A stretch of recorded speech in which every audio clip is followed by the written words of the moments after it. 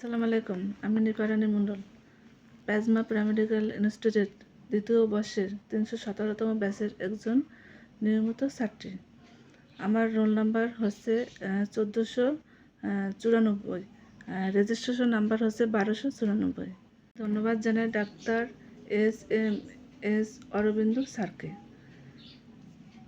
আজকে আমি skin disease নিয়ে আলোচনা করব। স্ক্যাবিস অ্যান্ড আর্টিজিলেন, খোস পাসরা বা চুলকানি। স্ক্যাবিস অত্যন্ত ছোঁয়াচে বা সংক্রামক চর্মরোগ। এটি আমাদের দেহে খুব বেশি মাত্রা হয়ে থাকে, কারণ সারফোটিস স্ক্যাবিস নামক এক প্রকার পরজীবী কীট।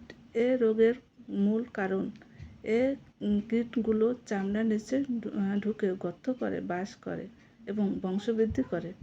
শিশু কীটগুলো গর্তের চামড়া ভেদ করে উপরে উঠে আসে এবং পাশের লোমকূপ ভেতরে ঢুকে পড়ে এবং নতুন নালী ও গর্ত তৈরি করে, আর এ থেকে শুরু হয় চুলকানি। অপরিষ্কার পরিবেশে এবং রোগ বিস্তার অন্যতম কারণ। রোগাক্রান্ত ও ব্যক্তির সাথে মেলামেশা করলে, তার পোশাক পরলে, তার বিছানা শয়ন করলে, তার ব্যক্তিগত জিনিসপত্র ব্যবহার করলে, যৌন সংস্পর্শ সহ যে কোনো প্রকার সংস্পর্শ থেকে ঘন বসতি পূর্ব এলাকা এটি খুব দ্রুত বিস্তার লাভ করে। এ রোগের সাংঘাতিক চুলকায় বিছানায় করে রাতে বিছানা যাওয়ার পরে বেশি হয়। প্রথমে দিকে চুলকালে আরাম বোধ হয়, পরে জ্বলতে থাকে। কিছুটা লাল ও পানি যুক্ত ফুসফুসে বের হয়। পরীক্ষা করলে ফুসফুসে গর্তে স্ক্যাবিস পরজীবীতে পাওয়া যায়। চুলকানির জায়গাগুলো: হাতের আঙ্গুলের ফাঁকে, হাতের তালুর প্রান্তে, কবজির সামনে, কনুতে,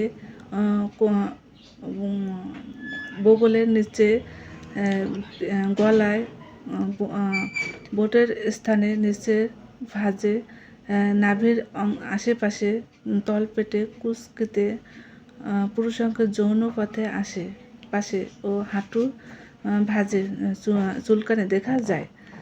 মুখমণ্ডলে, গলায় চুলকানি, সাধারণত শিশুদের চুলকানিটা হয়। সবাইকে ধন্যবাদ।